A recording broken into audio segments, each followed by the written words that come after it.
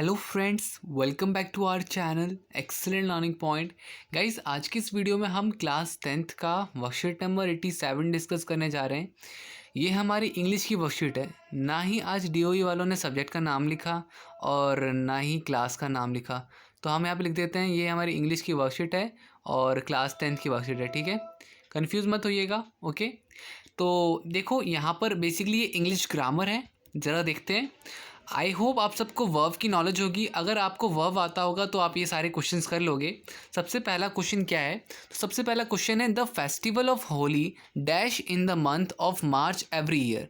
तो होली का जो त्यौहार होता है वो हर मंथ कह रहा हूँ, हर साल मार्च के महीने में आता है। ठीक है, तो अब यहाँ पे कौन सी वर्ब की कौन सी फॉर्म इस्तेमाल करी जाएगी? कम्स इस्तेमाल करी जाएगी या फिर कम्स या फिर कमिंग या फिर कमिंग। तो बेसिकली देखो ये दो ऑप्शन तो सेम ही है, कमिंग और एक कम है, एक कम्स दे रखा है।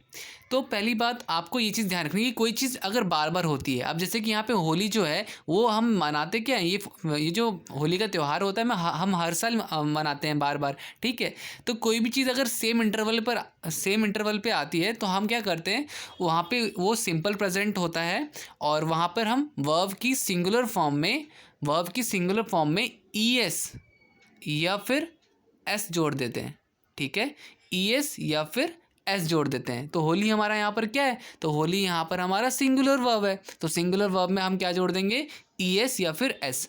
तो देखो यहाँ पर हमारा आंसर जो होगा, करेक्ट आंसर क्या होगा? तो करेक्ट आंसर यहाँ पे कम्स होगा। ठीक है, करेक्ट आंसर क्या होगा? कम्स होगा।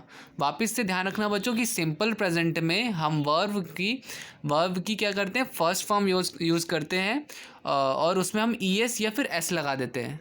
और ये रीज़न कब रखेंगे? ये रीज़न तब रखा जाएगा जब वो वर्ब हमारी सिंगुलर हो। ठीक है, अब इसके बाद सेकंड क्वेश्चन है it dash a festival of colour as people play with colour. तो ये इसको क्या बोला जाता है? तो इसे रंगों का त्यौहार बोला जाता है।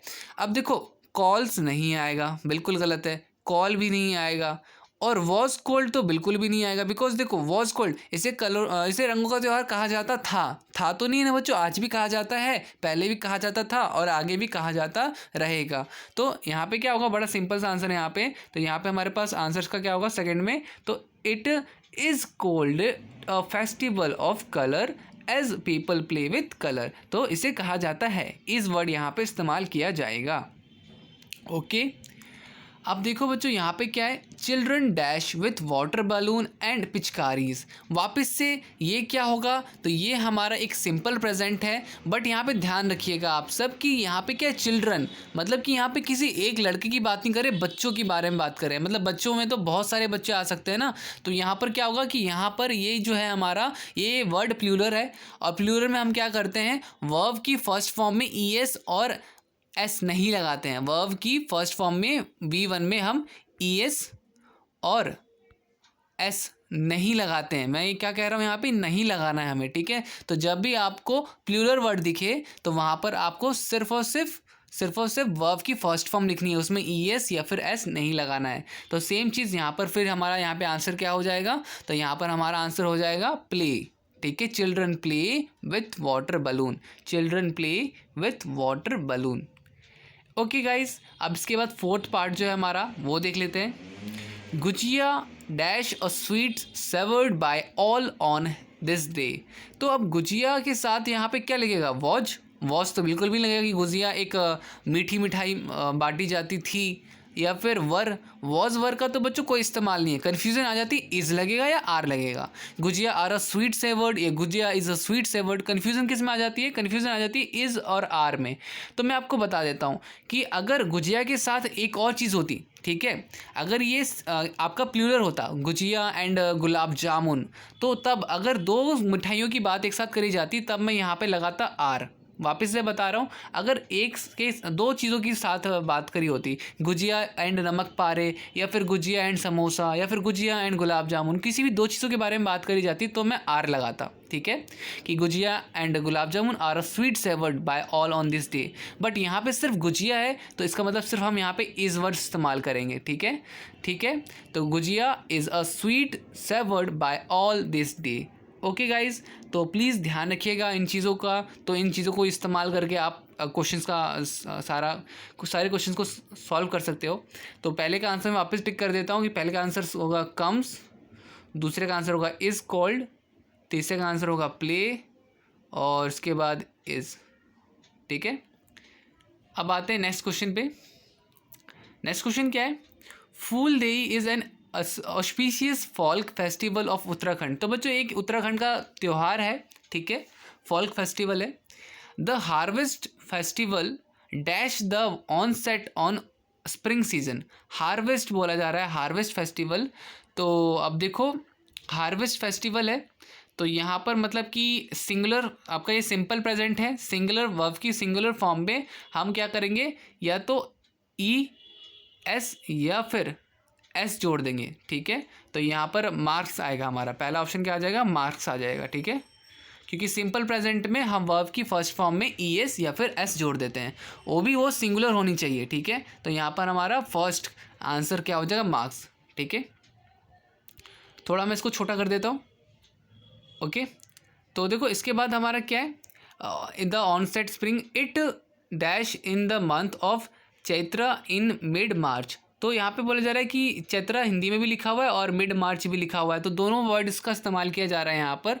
तो देखो यहाँ पर क्या होगा, यहाँ पे देखो आप सबको पता है कि वॉज तो बिल्कुल भी नहीं आएगा कि ये सेलिब्रेट होता था, ये सेलिब्रेट्स या फिर सेलिब्रेटेड। तो यहाँ पे देखो इट इज़, ठीक है, वापस से जो बच्चों सच होता है तो यहाँ पर क्या होता है, जो यूनिवर्सल ट्रूथ होता है वहाँ पे हम इज़ लगाते हैं। तो यहाँ पे सेकंड का आंसर क्या होगा, इट इज़ सेलिब्रेटेड। ठीक है, तो यहाँ पे मैं आपको यहाँ पे लिख देता हूँ कि it is celebrated in month of Chaitra in mid March. Young girls go to the neighbourhood with plates of flower, jaggery, rice, coconut and green leaves. तो जो छोटी छोटी बच्चियां होती हैं वो दूसरों के घरों में जाती हैं और उस एक प्लेट में कुछ फ्लावर्स, गुड़ और चावल और आपका क्या कहते हैं कोकोनट, नारियल और हरी पत्तियों को क्या कहते हैं हर घर में जाएंगी और कुछ अच्छी विशेष गुड विशेष देती है। ठीक है, तो ये त्यौहार कुछ इस तरह से ही होता है।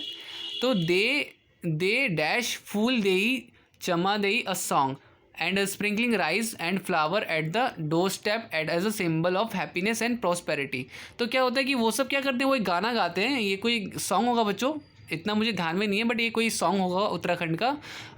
उत्तराखंड वाले लोग यहाँ पे गाते होंगे, फूल देई चम्मा देई अ सॉन्ग है, जो बेसिकली इसका मतलब क्या होता है, तो वो बेसिकली वहाँ पर इस गाने का मतलब हैप्पीनेस और यहाँ पे प्रॉस्पेरिटी है। तो वो जो भी खुशहाली हो जाए और सारे दुख दर्द भूल जाए, ऐसा कुछ होगा यहाँ पर। ठीक है, तो इस गाने का खास मुझे मतलब इतना नाम नहीं पता, बट इस गाने को गाते हैं वहाँ के लोग। ठीक है, and C is a pudding made of rice और wheat flour, jaggery and curd on this occasion.